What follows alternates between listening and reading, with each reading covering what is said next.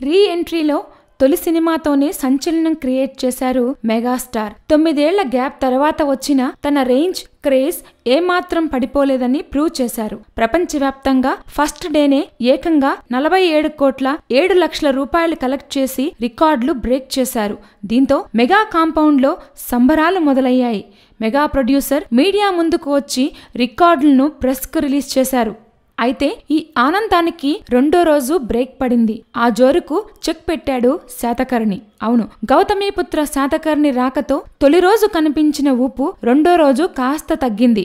First day US లో 12.54 లక్షల డాలర్లతో record కలెక్షన్లను పొందిన ఖైదీ నెంబర్ 150, సెకండ్ డే కేవలం 2.5 లక్షల డాలర్లను మాత్రమే వసూలు సాధించింది.